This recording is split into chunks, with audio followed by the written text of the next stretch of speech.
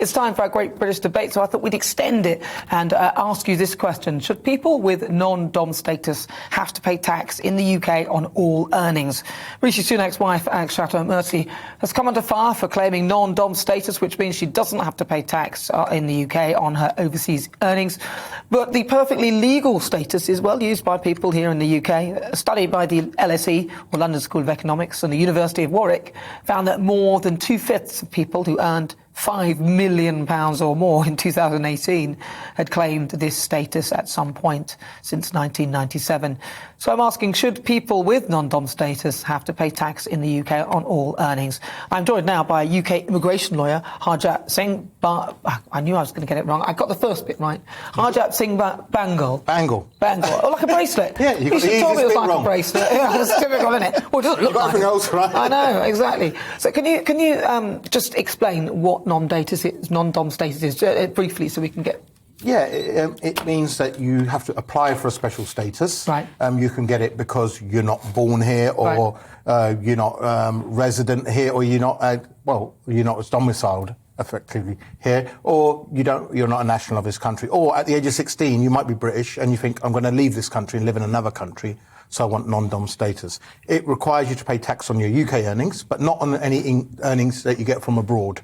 So effectively, that's what it is. So even if you've got a business or something abroad that pays you into what if a business pays you into a UK bank account? Oh, then you have to pay. Then you have to pay. So but you can keep it offshore in different accounts in different countries, and then you won't have to pay. So if it's offshore, say in somewhere where you can have an offshore account, you can then spend it in the UK without paying tax. Yeah, you can spend it wherever you want. It's your money. You can spend it. But without paying tax. Pretty much in effect, you are the owner of that money, and you can spend it without declaring. So if you earn money in another country, so say for example from her company, her share in Infosys, and she earns money there, but then it goes into an offshore account, she can then spend it in the UK, but it hasn't been taxed. Just like you can spend money in my, say, X bank account in the UK, I can spend it in America without the American government asking, where's that come from? I see. Yeah. So this non-dom status is definitely a way of avoiding paying tax. It's a way to minimise your tax bill. Every person who avoids tax,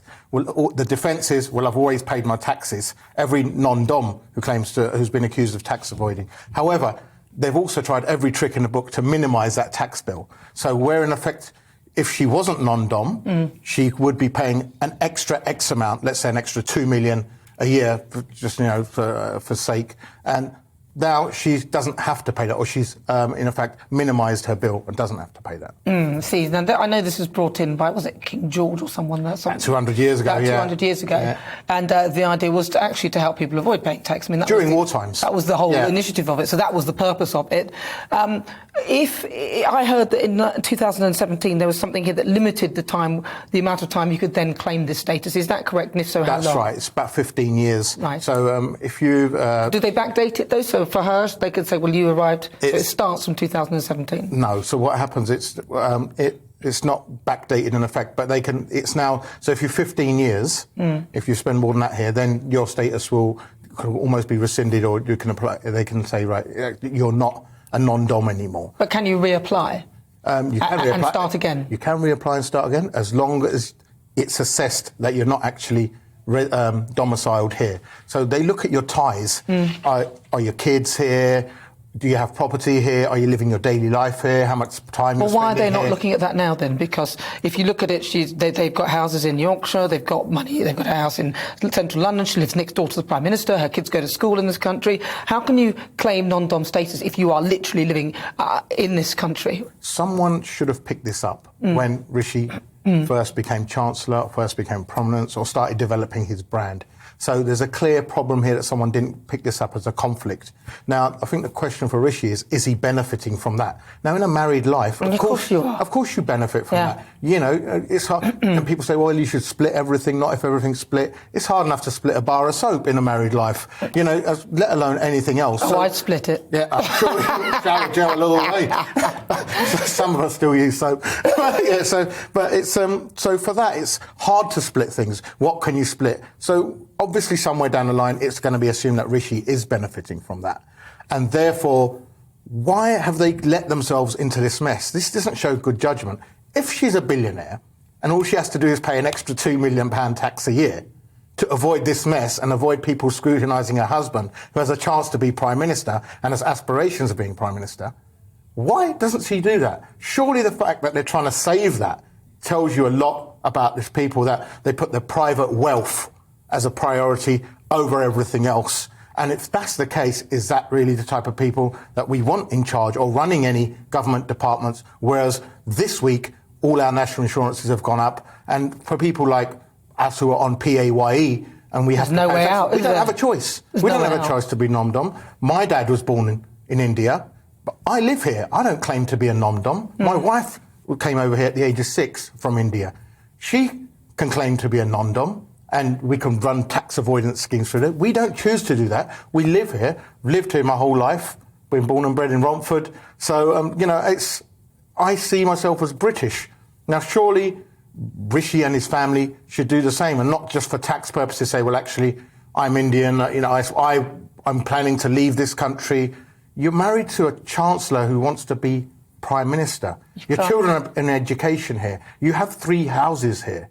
I don't think that. I think it's more than that. Well, I think that's the signs of someone who plans on staying around. Well, listen, I think you're right there. But thank you so much, Harjit Singh Bangle. Got it in the end. Immigration lawyer. Lovely to talk to you. You too. Right, lovely. Right. So stay with us. Of course, this is GB News. Let's see what my panel make of that. I've got media personality and writer Christine Hamilton and journalist and broadcaster Petri Hoskin. So, Christine, your views then. Non-dom status. First of all, I find it extraordinary, and you were referring earlier to, has this all been pushed out from number 10? Because this was in the public domain, and Rishi apparently declared it right at the beginning, but it was in the public domain over a year ago. Well, no, he didn't declare the interest initially in the minister's interests for his... he didn't declare that. He did not. But it's been in the public domain, in that august organ, Private Eye. So it has been there. So one wonders why it hasn't been plastered all over the place. I'm not sure, that I just think they didn't see this coming. I'm not sure they haven't had a media-savvy person advising them. I find it difficult to believe, and I'm not here to defend them, that they actually sat down and said, we can get away with this as long as nobody knows next. Well, I just think they didn't see this car crash coming. And so bad. But how did they not see this coming? I mean, honestly, it's absolutely it's ridiculous for a chancellor. And as you said, Nana, that they were talking about, Jimmy Carr and all. They were they were awful, weren't they? They were awful to them. Absolutely dragged through the muck. And actually, they had done a similar thing. I mean, the idea that you're non-domiciled if you live here for 15 years makes no sense to me.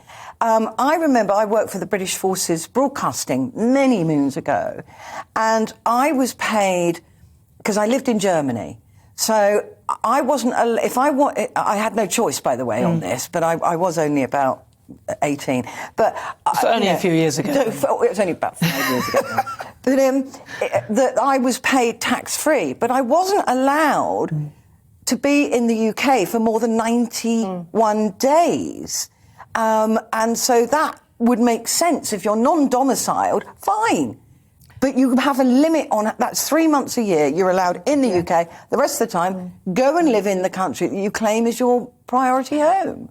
Nobody expects anybody to be double taxed. Of course, nobody should pay tax on their income in, for example, India and... Well, normal people do. Not on the same money. Well, no, normal. I think they do, though, don't they? Normal people do. Like my dad, when he worked in America, he had to pay American tax, and then he had to pay tax in the UK as well. But a lot of countries have treaties so that doesn't happen. But she apparently says, I can't now remember the phrase, but it's where she wants to go to die. Yes, it's a resting place. It's your final resting place. Right. If you say that, then parents you can... get older. But it just looks appalling. It's the optics. It's the optics. Shocking. And, it goes back to what I said, taxes for little people, not for rich people like Chancellors of the Exchequer. Well, it does seem to be that way, and it seems to be those who are using the law to their advantage in this way. And, look, I don't know, would we all do it? I don't know whether I would.